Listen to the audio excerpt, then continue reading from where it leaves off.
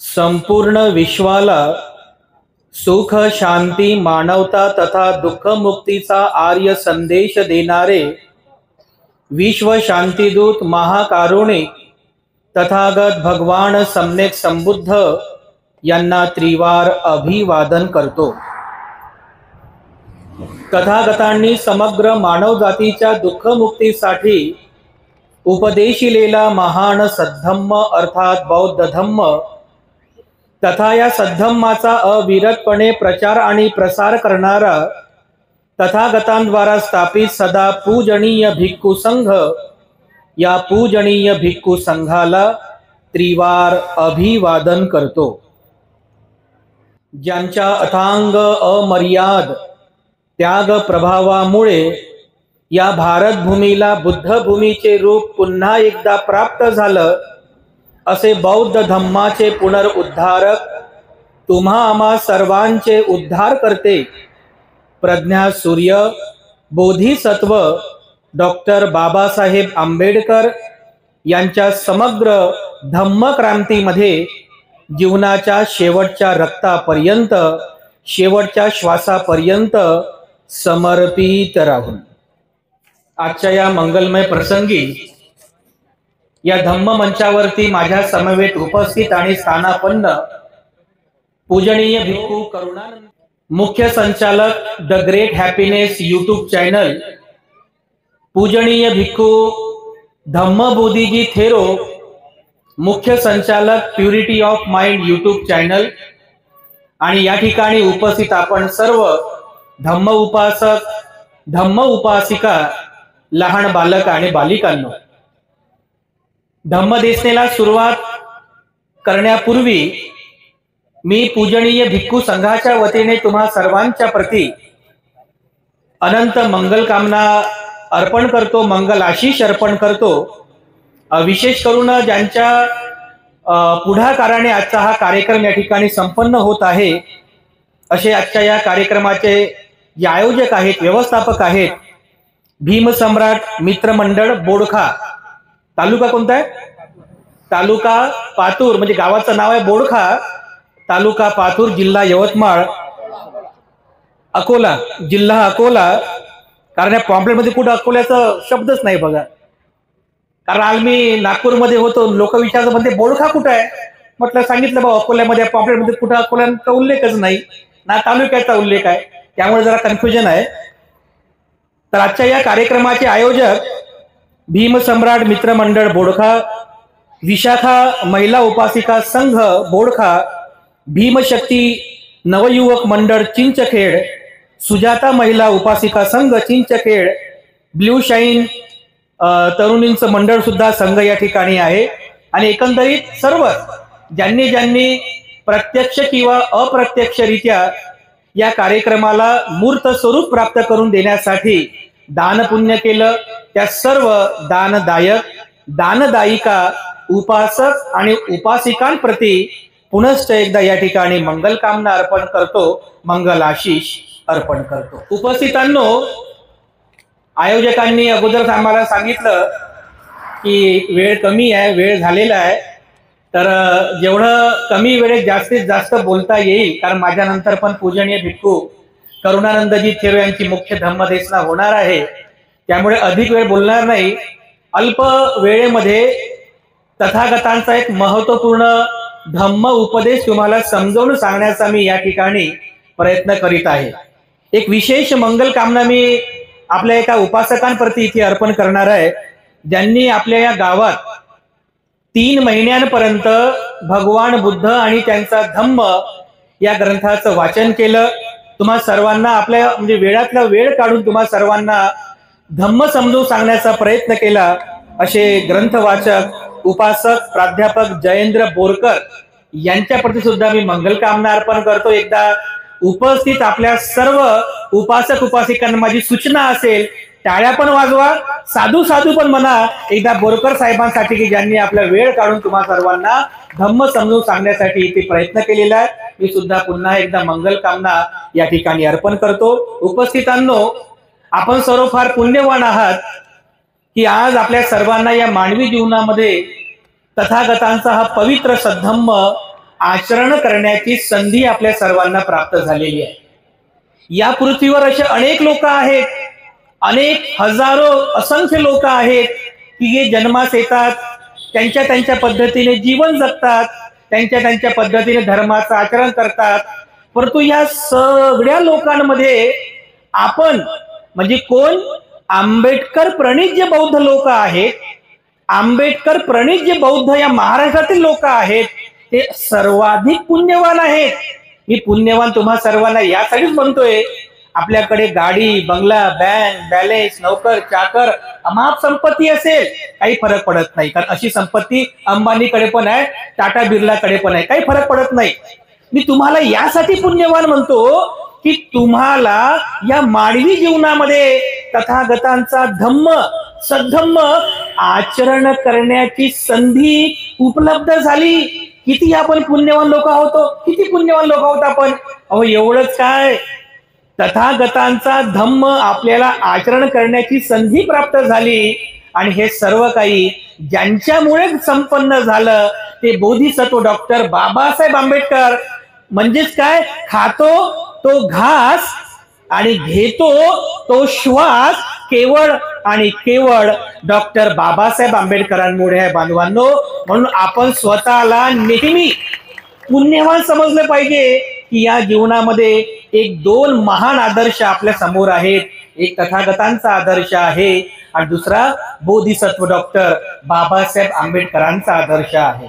या धम्माचं आचरण करून स्वतःला सुखी बनवण्यासाठी आपण प्रयत्न करतोय. या धम्माला समजून घेऊन, या धम्माचं सुचरण करून आपण आपलं जीवन शुद्ध बनविण्याचा प्रयत्न करतोय, पवित्र बनविण्याचा प्रयत्न करतोय. बघा, हा प्रत्येकाचा उद्देश आहे. मग आम्ही भिक्खू असो, भिक्षुणी असो, तुमच्यासारखे उपासक उपासिका असो, आपला उद्देश तोच आहे ना. 3 महिन्यांपर्यंत एवढा खटाटोप केला, ह्या कार्यक्रमाचं आयोजनाचा खटाटोप केला, एवढं संघर्ष केला, कार्यक्रमाला मूर्त स्वरूप दिलं. हे सर्व सर्व काही कशासाठी आहे, कशासाठी आहे बांधवांनो. आपण सर्व या धम्माला समजून घेऊन आपलं जीवन पवित्र बनविण्यासाठी हे सर्व काही आपण कार्य या ठिकाणी संपन्न करत. बरोबर आहे की नाही. स्वतःचं जीवन पवित्र व्हावं, या पवित्र जीवनामध्ये सुखी जीवन जगावं, याकरिता आपण ही पवित्रता धारण करण्यासाठी या धम्माचं आचरण करीत आहोत. बघा, परंतु बांधवांनो, स्वतःचं जीवन पवित्र बनविण्यासाठी, स्वतःचं जीवन शुद्ध बनविण्यासाठी सगळेचे सगळेच लोक धम्माचं आचरण करत नाहीत. म्हणजे आपण तर धम्माचं आचरण करतो, धम्मचारी आहोत, पण सगळेच लोक धम्माचं आचरण करत नाहीत. बघा, काही काही लोक असे पण आहेत की जे लोक स्वतःचं शरीर, स्वतःचं जीवन शुद्ध करण्यासाठी काय काय हथखंडे करतात, काय काय करतात. जसं बघा, उदाहरणार्थ काही लोक म्हणजे श्रद्धा म्हणा, ती त्यांची श्रद्धा आहे किंवा अंधश्रद्धा आहे, तो त्यांचा भाग आहे. पण बघा, काही काही लोक जीवनाला शुद्ध करण्यासाठी, आपलं जीवन पवित्र करण्यासाठी काय करतात. ते जसं उदाहरणार्थ काही लोक एखाद्या नदीमध्ये जातात, नदीमध्ये जाऊन डुबकी लावतात, दुसरी डुबकी लावतात, तिसरी लावतात, एखाद्या देवाचं नाव घेतात आणि काय म्हणतात, झालं माझे सगळे पाप धुवून निघाले, माझे सगळे पाप धुवून निघाले म्हणतात, मी शुद्ध झालो. असते की नाही काही लोक अशात. सध्या एक मस्तपैकी मोठा उत्सव सुरू आहे बघा युपी मध्ये, आहेत की नाही, असं आहे की नाही. म्हणजे अजूनही काही लोक असे आहेत की जे स्वतःला शुद्ध करण्यासाठी, पवित्र करण्यासाठी पाण्यामध्ये डुबकी लावतात, आंघोळ करतात, माझे पाप सगळे धुवून निघाले, मी पवित्र झालो असं समजून ते स्वतःला पवित्र मानतात. काही काही लोक काय करतात, तर काही काही लोक आपल्या या शरीराला, या माथ्याला अंगारा लावतात, विशिष्ट प्रकारचे कपडे घालतात, विशिष्ट देवाचं नामस्मरण करतात, विशिष्ट देवाच्या नावाची यात्रा करतात, नारळ फोडतात, जप तप करतात. हे केल्याच्या नंतर त्यांना असं वाटते, झालं माझं जीवन पवित्र झालं, माझं जीवन शुद्ध झालं, मी पवित्र झालो, आता काही करायची गरज नाहीये. आहेत की नाही असे लोक. किती शॉर्टकट मार्ग आहे हा, किती शॉर्टकट आहे. स्वतःचं जीवन पवित्र आणि शुद्ध करण्यासाठी किती शॉर्टकट मार्ग आहे. धम्माची गरज काय आहे मग. जर बाबासाहेब आंबेडकरांना सुद्धा हे पटलं असतं की जर पाण्यात डुबकी लावल्यानं माणसं शुद्ध होतात, जत्रा यात्रा केल्यानं, अंगारा लावल्यानं, विशिष्ट प्रकारचे कपडे घातल्यानं, पूजापाठ आणि जपतप केल्यानं माणसाचं जीवन शुद्ध होते, तर डॉक्टर बाबासाहेब आंबेडकर म्हटले असते तुम्हाला तुम्ही हेच करत बसा, बुद्ध धम्माची तुम्हाला गरज नाहीये, म्हटले असते बाबासाहेब? बाबासाहेब म्हटले का असे? नाही म्हटले बाबासाहेब, कारण बाबासाहेबांना माहित होतं की पाण्यामध्ये डुबकी लावल्यानं, विशिष्ट पाण्यानं आंघोळ केल्यानं किंवा जत्रा यात्रा केल्यानं, मेणबत्ती अगरबत्ती लावल्यानं, नामस्मरण केल्यानं कोणाचं जीवन पवित्र होत नाही, कोणाचं जीवन शुद्ध होत नाही. यासाठी जीवनाची पवित्रता कशामध्ये आहे हे अगोदर समजलं पाहिजे. आपल्या जीवनाची शुद्धता कशामध्ये आहे हे अगोदर समजलं पाहिजे. बिचारे लोक प्रज्ञा नाही आहे, बिचारे लोक अज्ञानी आहेत, श्रद्धा अंधश्रद्धा समजत नाही, प्रज्ञा आणि मिथ्या दृष्टी समजत नाही. बिचाऱ्या लोकांना अंधश्रद्धा, अंधभक्ती, मिथ्या दृष्टी हे वाटते की हेच खरं आहे आणि यानेच माझं पाप सगळं धुवून निघते बघा. तर असाच एक ब्राह्मण समाजातील एक तरुण, ब्राह्मण समाज बुद्ध काळामध्ये, तर भगवान बुद्धाच्या काळातील एक घटना आहे. एक ब्राह्मण रोज सकाळी उठायचा, रोज सकाळी उठून नदीमध्ये जायचा, नदीमध्ये आंघोळ करायचा थंड्यामध्ये, म्हणजे बाहेर एकदम कडाक्याची थंडी, जसं जानेवारी महिना सुरू आहे ना, पौष महिना सुरू होता, कडाक्याची थंडी, तेवढ्याही थंडीमध्ये सकाळी 5 वाजता उठून तो ब्राह्मण पुत्र नदीमध्ये जाऊन थंड्या थंड्या पाण्याने आंघोळ करायचा, कुडकुड कुडकुड करायचा, असा थंडीनं तरी आंघोळ करायचा, तरी आंघोळ करायचा. तर बघा भगवान बुद्धाच्या काळामध्ये फार महत्वाची घटना आहे. पुन्निका नावाची एक भिक्षुणी होऊन गेली.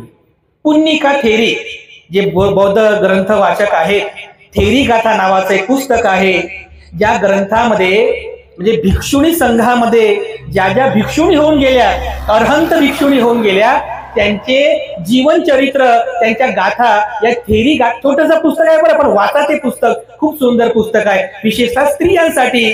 तर पुन्निका नावाची एक स्त्री होती, जी एक दासीची पुत्री होती. श्रावस्तीमध्ये तिची आई होती, ती दासी होती आणि ती दासीची पुत्री होती. तर दासीची पुत्री असल्यामुळे तिला रोज सकाळी उठून हातामध्ये हंडा घेऊन तिला नदीमध्ये जावं लागायचं पाणी भरण्यासाठी.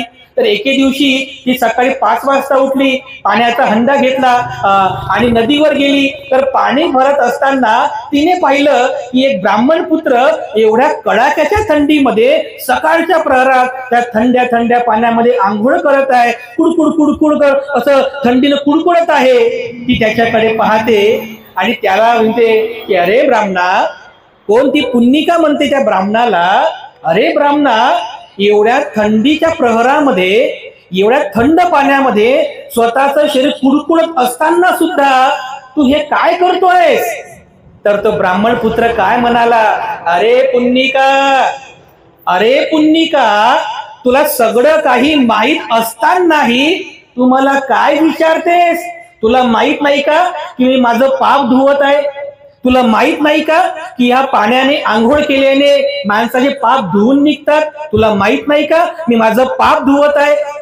पुन्निका तेरी हुशार होती, जरी दासीची पुत्री असली तरी ती हुशार होती. ती काय म्हणते, अरे ब्राह्मण पुत्रा, तू जर असा म्हणतोस की या विशिष्ट पाण्यामध्ये आंघोळ केल्याने माझे सगळे पाप धुवून निघतात, पाण्यामध्ये वाहून जातात, मग पाप जसं पाण्यात वाहून जाते तसं पुण्य पण वाहून जात असेल ना? हो का पापच वाहून जाते? बघा ती किती हुशार होती. पाण्यामध्ये जर पाप वाहून जाते तर पुण्य पण वाहून जात असेल ना?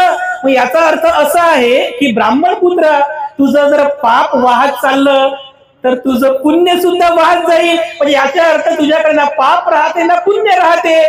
मला सांगा ब्राह्मण पुत्रा, मला सांगा, जर विशिष्ट पाण्याने आंघोळ केल्याने आपलं पाप नष्ट होते तर या पाण्यामध्ये बेडूक आहे, या पाण्यामध्ये कासव आहे, या पाण्यामध्ये साप आहे, मच्छी आहे, जलचर प्राणी आहेत. मग ते लोक किती पुण्यवान असते, ते प्राणी किती पुण्यवान होते, कारण ते पाण्यामध्येच तर राहतात. पाण्यामध्ये राहतात तर त्यांचं पाप कर्म असं धुवून निघून जाईल. ते किती पुण्यवान आहेत बघा. ती पुन्निका जरी दासीची पुत्री असली पण तिची बुद्धी किती चाणाक्ष होती बघा. ती काय म्हणते, जर खरंच जर विशिष्ट पाण्याने आंघोळ केल्याने माणसाची पाप कर्म धुवून निघतात तर माणसाला पुण्य कर्म करायची गरजच काय आहे, पूजा पाठ करण्याची गरजच काय आहे, धर्माचं आचरण करण्याची गरजच काय आहे. एखाद्याने दिवसभर फक्त पापकर्मच करत राहावी आणि संध्याकाळी येऊन पाण्यामध्ये डुबकी लावायची, झाले पापकर्म धुवून निघाले. अशाने तर स्वैराचार वाढेल न हो, अशाने स्वैराचार वाढेल. याकरिता जोपर्यंत आपण आपल्या मनाला शुद्ध करत नाही, शरीर तर शुद्ध झालं, शरीराचा मळ निघाला, पण मनाचं काय? जसं शरीराचा मळ आपण नित्य नियमाने काढतो तसंच मनाचा सुद्धा मळ हा रोजच्या रोज निघाला पाहिजे. मग ती सांगते मनाचा मळ कोणता आहे, मनाचा मळ आहे राग, हा मनाचा मळ आहे, द्वेष हा मनाचा मळ आहे, ईर्ष्या दुर्भावना हा मनाचा मळ आहे. या मळाला जोपर्यंत आपण काढणार नाही तोपर्यंत वरून आपले शरीर कितीही पवित्र केलं, शुद्ध केलं, कितीही पाणी घातलं, आंघोळ केली, मन शुद्ध नाही आहे तर तुमचं जीवन कसं शुद्ध होईल, तुमचं जीवन कसं पवित्र होईल. तर तो ब्राह्मण म्हणतो की अरे पुन्निका, खरंच आहे पुन्निका, तू एवढं काही मला सांगते, खरं आहे तुझं म्हणणं, पण जीवन जर पवित्र करायचं असेल तर त्यासाठी काय करावं लागेल. तर ती पुन्निका सांगते की अरे ब्राह्मण पुत्रा, तुला जर आपलं जीवन शुद्ध करायचं आहे, आपलं जीवन पवित्र करायचं आहे तर तुला तुझं मन शुद्ध करावं लागेल, मन पवित्र करावं लागेल, मनाचं मळ काढावं लागेल. आणि यासाठी मनाला शुद्ध करणारा, मनाला पवित्र करणारा केवळ एकमेव मार्ग आहे आणि तो मार्ग म्हणे तथागत सम्यक संबुद्धांचा धम्म मार्ग आहे. आणि त्यासाठी तू बुद्धाला, धम्माला आणि कधीही समता ढळू न देणाऱ्या संघाला शरण जा, तेव्हा तुझं मन पवित्र होईल, मन शुद्ध होईल आणि तेव्हा तुझं जीवन सुद्धा पवित्र होईल. तेव्हा बघा ती पुन्निका त्या ब्राह्मणाला असं सगळा उपदेश करते, जरी दासीची पुत्री असली उपदेश करते. त्या ब्राह्मण पुत्राचं मन परिवर्तित होते, तो जातो, बुद्धाला शरण जातो, धम्माला शरण जातो, संघाला शरण जातो. जेव्हा ही गोष्ट अनाथ पिंडकाला समजते, कारण त्या दासीची जी आई असते ती अनाथ पिंडकाच्या महलामध्ये नोकराणी असते, दासी असते. जेव्हा अनाथ पिंडकाला समजते की अरे माझी जी दासी आहे त्या दासीची पुत्री पुन्निका, तिने त्या ब्राह्मणाचं मत परिवर्तन केलं, तो बुद्ध धम्म संघाला शरण गेला, आनंदी झाला बघा. आणि तेव्हापासून त्याने त्या पुन्निकाला त्या दास्यत्वातून मुक्त केलं. आता दास्यत्वातून मुक्त झाली, तिच्या मनामध्ये अगोदर बुद्धाप्रती श्रद्धा होती, धम्म आणि संघाप्रती श्रद्धा होती. जशी ती दास्यत्वातून मुक्त झाली, ती जेतवनामध्ये जाते, भगवान बुद्धांना अभिवादन करून म्हणते की भगवान, मला सुद्धा भिक्षुणी संघामध्ये प्रवर्गित करावं, प्रवेश द्यावा. त्यावेळेस त्या ठिकाणी तिची प्रवज्जा होते. ही पुन्निका थेरी पुढे भिक्षुणी होऊन ध्यान, मनन, चिंतन करून अरहंत होते, दुःखमुक्त होते. ज्या सर्वोच्च पदासाठी एक कुलपुत्र किंवा एक कुलपुत्रीनी ज्या सर्वोच्च पदासाठी गृहत्याग करतात, त्या सर्वोच्च निब्बाण सुखाला ती पुन्निका थेरी प्राप्त करते बघा. आजही त्या ग्रंथामध्ये तो ग्रंथ बघा, थेरी गाथा नावाचा ग्रंथ 65व्या नंबरवरती ती गाथा आहे, ती नक्की वाचा बघा. म्हणजे पुन्निका थेरीने सांगितलेलं आहे की बुद्धाचं उपदेश आहे की केवळ वरवरचं शरीर धुतल्याने, वर आंघोळ घातल्याने कोणाचंही जीवन पवित्र होत नाही, शुद्ध होत नाही. यासाठी आपल्याला मन शुद्ध करावं लागतं, मन पवित्र करावं लागतं बघा. तर बघा कबीराचा दोहा एक आठवला मला, एक कबीराचे दोहे, संत कबीराचे दोहे तुम्ही ऐकले असतील ना. संत कबीराचा दोहा बघा काय आहे, मल मल धोए शरीर को, मल मल धोए शरीर को, धोए न मन का मैल, मन मन धोए शरीर को, धोए न मन का मैल, नहाए गंगा गोमती, रहे बैल का बैल, रहे बैल का बैल. अरे वरून आंघोळ केली, पण मनाचं काय? मनातला मैल अजूनपर्यंत गेला का? आपल्या मनातला राग कमी झाला, द्वेष कमी झाला, मनातला मोह दुर्भावना कमी झाली. अरे मन तसा चालून साचलेला मनामध्ये, हा मन अशा अकुशल विचाराने अजून ग्रासलेलाच आहे. मग वरून शुद्ध पाण्यानं, दुधानं, तुपानं आंघोळ करा, मेकअप करा, चांगले भरदार कपडे घाला, काय फरक पडणार आहे हो? यानं जीवन शुद्ध होत नाही, पवित्र होत नाही. कारण तुमच्या जीवनामध्ये तुमच्या सुखाला कारण तुमचं मन आहे, हे बुद्ध वचन आहे. तुमच्या दुःखाला सुद्धा कारण तुमचं मन आहे. बघा, बुद्धाचं वचन आहे. जर एखादा व्यक्ती वाईट मनाने बोलतो किंवा वाईट मनाने कार्य करतो, तर दुःख सुद्धा त्याचा पाठलाग तसंच करते. ज्याप्रमाणे बैलगाडीला जुंपलेल्या बैलांच्या पायांचा पाठलाग बैलगाडीची चाकं करतात. कोणाचा पाठलाग करतात? ते ज्याचं मन शुद्ध नाहीये, ज्याचं मन पवित्रच नाहीये आणि कार्य करत आहे. तर अशुद्ध मनाने केलेलं कार्य शुद्ध असेल का हो? अपवित्र मनाने केलेलं कार्य शुद्ध असेल का हो? तर दुःख तुमच्या पाठलाग करेलच ना. ह्या उलट बुद्ध सांगतात दुसऱ्या उपमेमध्ये की जर तुम्ही चांगल्या मनाने बोलले किंवा चांगल्या मनाने कार्य केलं, हे चांगलं मन कोणतं बरं? शुद्ध मन. ज्या मनात राग नाहीये, द्वेष नाहीये, क्रोध नाहीये, ईर्ष्या नाहीये, दुर्भावना नाहीये, असं जे चांगलं मन, शुद्ध मन, पवित्र मनाने जर एखादा व्यक्ती बोलतो किंवा एखादा व्यक्ती कार्य करतो, तर सुख त्याची साथ कधीच सोडत नाही. ज्याप्रमाणे माणसाची सावली माणसाची साथ कधीच सोडत नाही. हे आपण खूप चांगल्या प्रकारे समजून घेतलं पाहिजे. आपल्या सुखाला, आपल्या दुःखाला आपणच कारणीभूत आहोत. उपासक उपासिकांनो, तुमचा सुख करता आणि तुमचा दुःख हरता तुम्हीच आहात, दुसरा कोणी असू शकत नाही. आपण फक्त दूषण लावतो, तो मला असं बोलला, तो मला तसं बोलला, अकीची मग, अवधी मग, अजनी मग हासिले, त्याने मला शिव्या दिल्या, तो मला बोलला. अरे आपण दुःखी होत आहोत. तुम्ही थोडासा विचार करा की कोणी जरी बोलल्यामुळे आपण दुःखी होत नाही. आपल्या दुःखाला आपणच कारणीभूत आहोत. आपण आपला रिमोट म्हणजे आपल्या सेट टॉप बॉक्सचा रिमोट दुसऱ्याच्या हातात दिला, त्याने बटन दाबलं, झालो दुःखी. त्याने बटन दाबलं, झालो आपण दुःखी. बांधवांनो, आपणच आपल्या दुःखाचं कारण ठरतो. त्यामुळे आपल्यालाच प्रयत्न करावे लागतील. आपल्यालाच प्रयत्न करून मनाला शुद्ध करावं लागेल. याकरिता बघा, भगवान बुद्धांचा फार महत्वाचा संदेश आहे की बुद्ध सुद्धा जेव्हा गृहत्याग करतात, म्हणजे तुम्ही ग्रंथ वाचन केलं ना, तर तुम्हाला लगेच लक्षात येईल. जेव्हा सिद्धार्थ गौतम सुद्धा गृहत्याग करतात, तर गृहत्याग केल्यानंतर जेव्हा गंगा नदी पार करून जेव्हा ते तपश्चर्याच्या मार्गाने निघतात, तर सुरुवातीला जे आलार कालाम, उद्दक रामपुत्र यांच्याकडे जाण्या अगोदर भृगु ऋषींच्या आश्रमात ते जातात. बघा, भृगु ऋषींच्या आश्रमात गेल्यानंतर ते तिथे पाहतात, तर ते भृगु ऋषी सर्प नांगण्यासाठी बाहेर गेलेले असतात. तेव्हा थोड्या वेळाने ते भृगु ऋषी येतात. त्यांना अभिवादन केल्यानंतर ते पाहतात सिद्धार्थ गौतम ही तपश्चर्या कशी आहे. तर बघा, त्या ग्रंथामध्ये तुम्ही वाचलेला आहे, कसा उल्लेख आहे.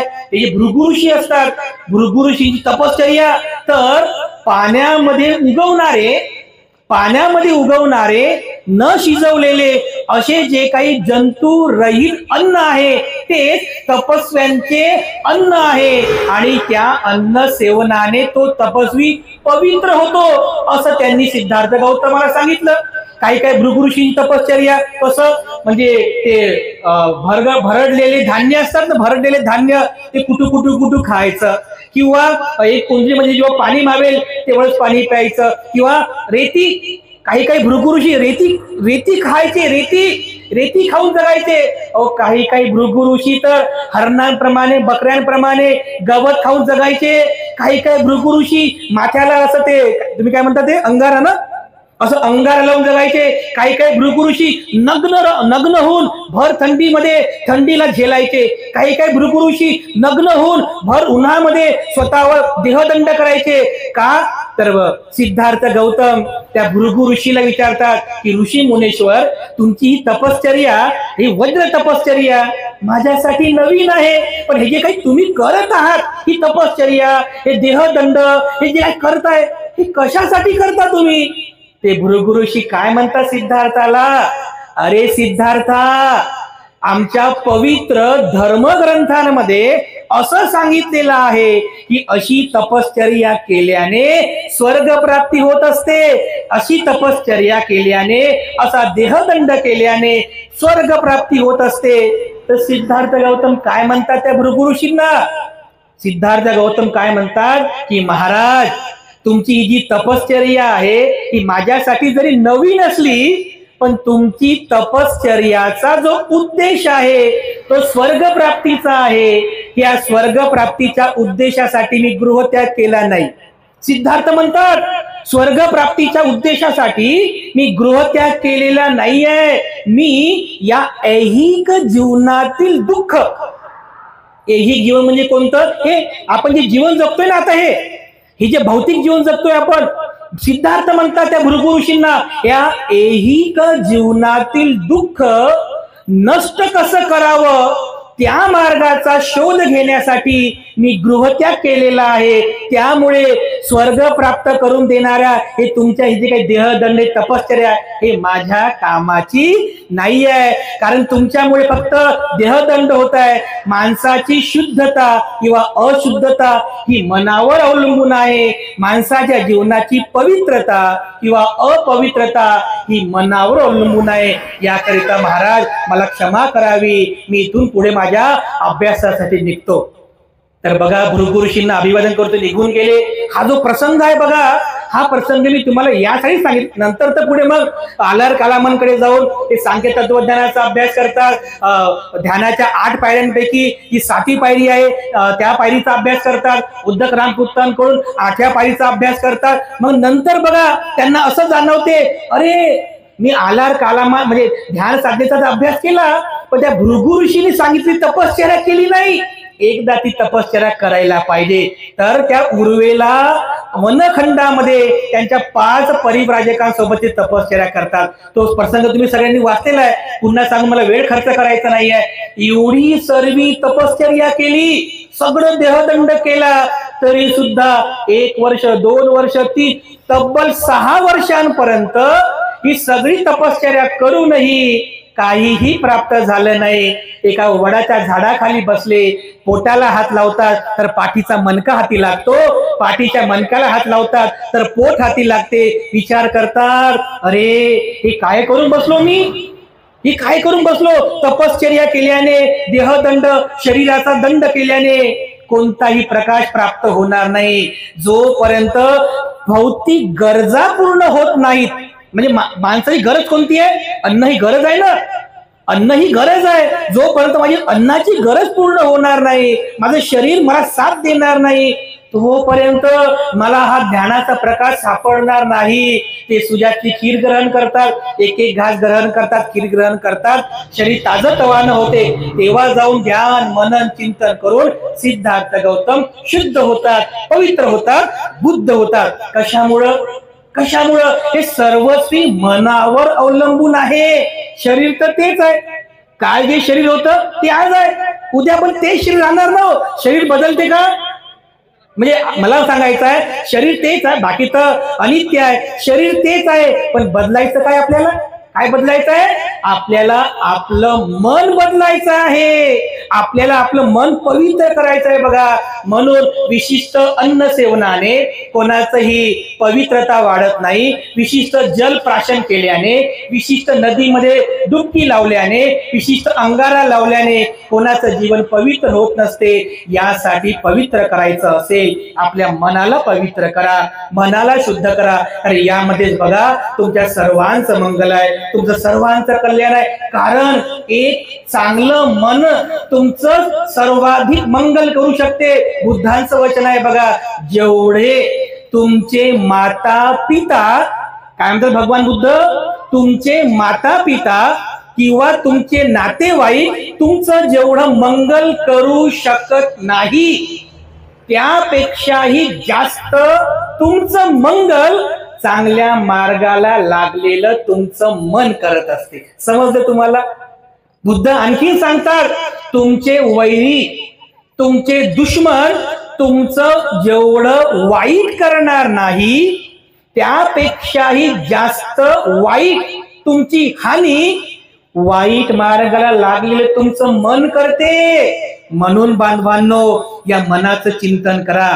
आपलं सुख आणि दुःख आपल्या मनावर अवलंबून आहे. मनाला चांगलं बनवा, कारण आपलं मनच आपला सुखकर्ता आहे, मनच आपला दुःख हरता आहे. म्हणून तथागतांच्या या सद्धम्माला खूप चांगल्या प्रकारे जाणून, खूप चांगल्या प्रकारे समजून घेऊन त्याचं सुचरण करा. मन चांगला, ते म्हणतात ना, मन काय, मन चंगा तो कटोतीने गंगा. बरोबर आहे, असं नाही का? म्हणजे मन जर चांगलं असेल तर गंगा, यमुना, सरस्वती सगळे तुमच्या हातामध्ये आहे बघा. नाही तर लोक स्वतःला शुद्ध करण्यासाठी हजारो किलोमीटर दूर जाऊन पण काही फायदा नाही. तुमचं सगळं काही इथेच आहे, या 3.5 हाताच्या कायेमध्ये. म्हणून ध्यान, मनन, चिंतन करून, धम्माचं आचरण करून स्वतःच्या मनाला चांगलं बनवा, शुद्ध बनवा, पवित्र बनवा. सरते शेवटी आणखीन बघा, एक म्हणजे वचन आहे संत कबीरांचं, मन मैला तन उजला, मन मैला तन उजला, बगुला कपटी अंग, तासो तो कौवा भला, तन मन एकही रंग. हे वचन आहे बघा कबीरांचे. यामध्ये सांगितलेलं आहे, मन मैला तन उजला, बगुला कपूट. बगुला समजते? बगुला तुम्ही काय म्हणता? बगडा. बगडा किती कपटी असतो बघा तो. म्हणजे नदीमध्ये असा एक पाय वर करून नदी उभं राहतं. असं जे मासे असतात त्यांना काय वाटते, एखादा खांब आहे, असा खांब आहे की नाही, त्याच्या अवती फिरत राहतात. आणि बघा, बगडा बरोबर ते माशी जवळ आली, बरोबर तिला पकडतो. तर संत कबीर काय म्हणतात, मन मैला, कोणाचा? त्या बगड्याचं. मन मैला तन उजला, म्हणजे किती पांढरा पांढरा असतो ते बगडा, पण मन कसं आहे? गडूड आहे, कपटी आहे. मन मैला तन उजला, बगुला कपटी अंग, तासो तो कौवा भला. अरे त्यापेक्षा तर कावळा चांगला. तन मन एकही रंग, तनही काळ, मनही काळ. सांगायचं तात्पर्य हे आहे की वरून किती शुभ्र असलो, पण मन जर आपलं हे रागाने, द्वेषाने, क्रोधाने, ईर्षेने, कुविचाराने जर भरलेलं असेल, तो व्यक्ती सुखी जीवन जगू शकत नाही. याकरिता सुखी जीवनाकरिता एकमेव मार्ग आहे, धम्म आहे, तथागतांचा धम्म आहे. म्हणून बौद्ध बांधवांनो, सदैव धम्माला ऐकत चला, धम्माला समजून घेत चला, धम्माचं चिंतन मनन करा, धम्माचं आचरण करा. कारण यामध्येच आपल्या सर्वांचं मंगल आहे, सर्वांचं कल्याण आहे. सरते शेवटी पुनश्च एकदा तुम्हा सर्वांच्या प्रती मी या ठिकाणी मंगल कामना अर्पण करतो. वेळेअभावी या ठिकाणी अधिक न बोलता कार्यक्रमाचे आयोजक, व्यवस्थापक, दानदायक, दानदायिका आणि विशेषतः ज्यांनी आपल्या सर्वांना 3 महिन्यांपर्यंत तथागतांचा धम्म समजावून सांगितला. कारण बघा, हे कठीण आहे बघा. तुम्ही इतर संसारी लोक आहात, पती पत्नी, आई वडील, मुलं बाळ, हा सगळा गोतावळा आहे ना, याला गोतावळा म्हणतात बघा. वेळ काढणं कठीण आहे, पण बघा साहेबांनी, उपासक जयेंद्र बोरकर साहेबांनी वेळ काढून तुम्हा सर्वांसाठी आपला वेळ खर्च केला, आपली बुद्धिमत्ता खर्च केली, आपली ऊर्जा खर्च केली. बघा, तुम्हाला धम्म समजून सांगितला. याकरिता पुनश्च बघा, त्यांच्याकरिता आपण सर्व साधुवाद देऊया. टाळ्या वाजवून बघा त्यांचा इथं सर्वांनी सन्मान करावा, सत्कार करावा, साधुवाद सुद्धा व्यक्त करावा. मी भिक्खू संघाच्या वतीने या ठिकाणी उपस्थित भारतीय बौद्ध महासभेतील अकोला शहर, अकोला जिल्हा शाखेतील सर्व सन्माननीय पदाधिकारी मंडळ, त्यानंतर आपले इथली सर्व जे मंडळ आहेत, सम्राट मित्र मंडळ, विशाखा महिला उपासिका संघ, भीमशक्ती नवयुवक मंडळ, सुजाता महिला उपासिका संघ आणि विशेषतः ग्रंथवाचक प्राध्यापक जयेंद्रजी बोरकर साहेब, आपल्या सर्वांप्रती मंगल कामना अर्पण करतो. अधिक न बोलता या ठिकाणी थांबतो. सर्वांचं मंगल हो, सर्वांचं मंगल हो. साधु साधु साधु.